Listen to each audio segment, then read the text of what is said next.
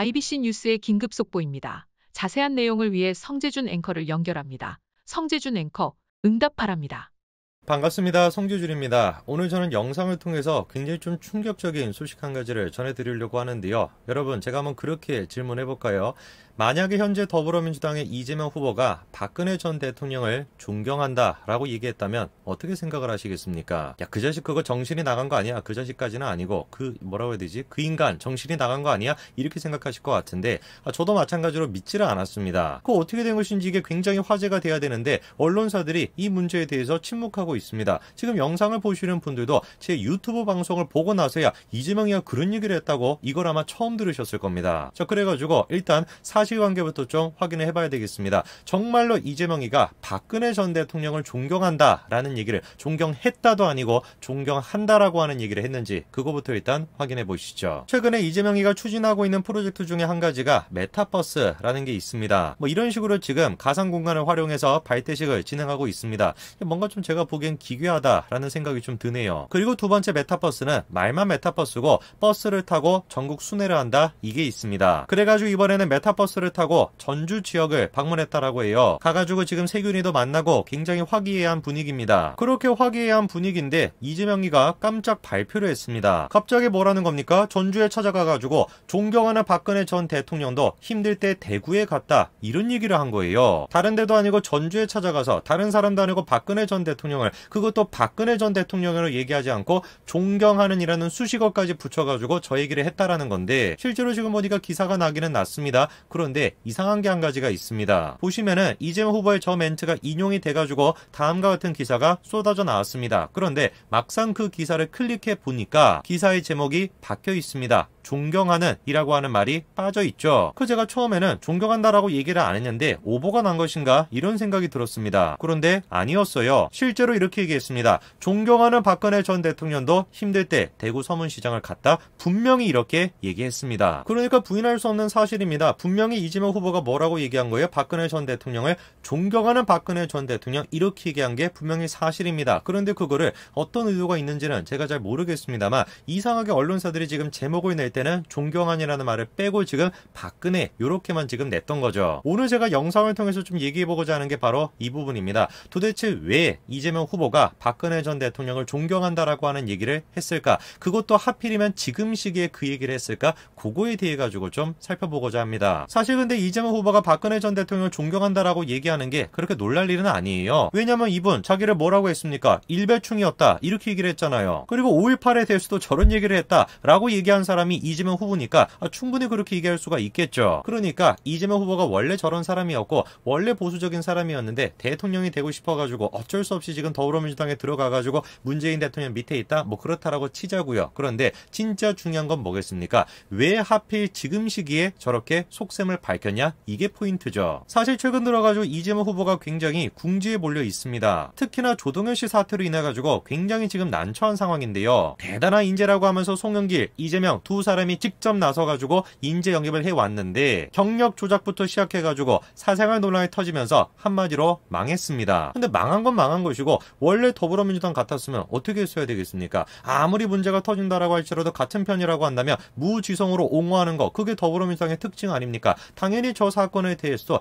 뭐가 잘못된 것이냐, 이런 식으로 비호를 해야 되는 것인데, 우선 일단 첫 번째, 국가인재위원회 총괄 단장을 맡고 있는 백혜련이가 이렇게 얘기합니다. 조동현은 인재 영입위에서 주관해서 영입한 사람이 아니다. 한마디로 누구 책임이라는 겁니까? 송영길, 이재명 두 사람 책임이다, 대놓고 이렇게 얘기합니다. 백혜련이뿐만 아니라 이미 여당 중진들 사이에서는 이런 식의 불만이 나오고 있죠. 그래가지고 제가 봤을 때는 조동현 논란이 터졌다, 그거 자체가 이재명한테도 악재가 되는 것인데, 더 큰 악재가 뭡니까? 이런 식의 논란에 대해 가지고 한 팀이다, 원팀이다, 그렇게 강조를 했던 더불어민주당이 현재 지금 이재명 후보를 보호해주고 있지 않은 거예요. 그럼 우리가 생각해봐야 되는 게 이겁니다. 아니, 더불어민주당의 대통령 후보가 이재명인데 이재명을 보호해주지 않는다라고 한다면 뭔 생각을 도대체 하는 것일까? 생각해볼 수 있는 게 뭐겠습니까? 이재명이 아니라 다른 차선책을 생각하고 있다, 이렇게 봐야 되겠죠. 그리고 그 차선책으로 항상 지목되는 사람이 바로 이낙연입니다. 이번에 경선에서 패배하고 난 뒤에 적어도 겉으로는 이낙연이 이재명을 도와주는 것처럼 보였죠. 그런데 이상한 게 있습니다. 이번에 전주에 가서도 정세균이도 따라왔고 즐겁게 두 사람이 식사를 했는데 누가 보이지 않아요?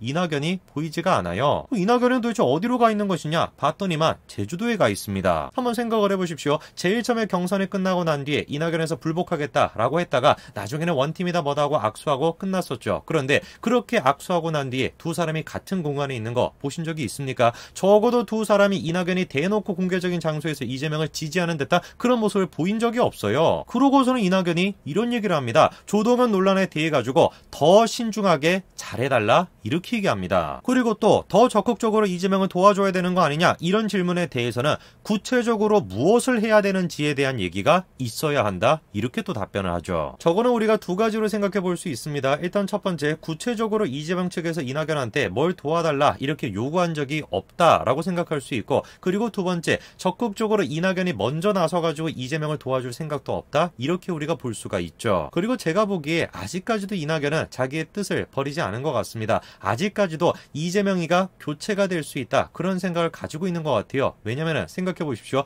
이재명이가 지금 메타버스다 뭐다 하면서 전국을 순회하고 있는데 이낙연이가 어디 있다라고 했습니까? 제주도 4.3에 가가지고 참배를 하고 있어요. 눈에 띄는 게 한두 명에 따라간 게 아니라 수십 명이 지금 이낙연을 따라가 있습니다. 저는 저게 지금 일단 가장 결정적으로 더불어민주당에서 조동현 논란이 터지고 난 다음에 이재명을 보호해주지 않는 선을 긋고 있는 가장 결정적인 이유다 이렇게 봅니다. 이재명이 언제라도 낙마할 수 있고 차선책으로 이낙연이 설 수도 있다 이거를 지금 염두에 두고 있는 것이죠. 그리고 그렇게 염두에 두고 있는 사람이 백혜련, 중진들 뿐만 아니라 한 사람이 더 있는 것 같은데요. 놀랍게도 그 주인공이 추미애라는 겁니다. 지금까지 두 사람이 굉장히 사이가 좋았죠. 경선 시작부터 시작해서 경선 끝날 때까지 계속 해가지고 두 사람은 원팀이었습니다. 그런데 최근 들어가지고 이재명이 문재인 정부와 문재인 대통령과 심지어 조국과도 선을 그으려고 하니까 대놓고 추미애가 이재명을 맹비난하고 나선 겁니다. 자, 그럼 한번 정리를 해볼까요? 지난번 경선에서 4명의 사람이 있었습니다. 첫 번째 박용진이 있었고, 추미애가 있었고, 이낙연이 있었고, 이재명이 있었죠. 손가락 움직이는 게 힘드네.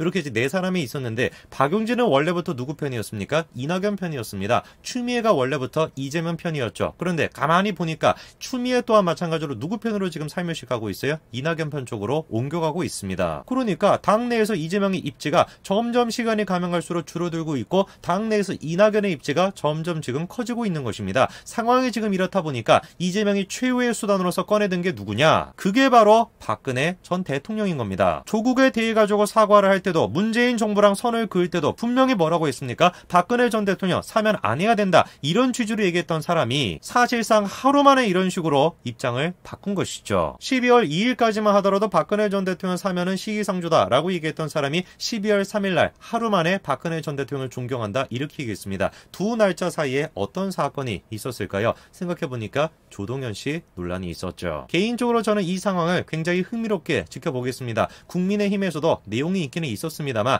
결과적으로 윤석열, 이준석, 김종인 다 한 팀이 되어 있는 상태이죠. 그런데 더불어민주당에는 한 팀이라고 할 만한 사람이 누가 있을까? 굉장히 제가 흥미롭게 지켜보겠습니다. 물론 저는 흥미롭겠습니다만 이재명 후보는 글쎄요 흥미로울지 어떨지는 잘 모르겠네요. 여기까지 말씀드리겠습니다. 감사합니다.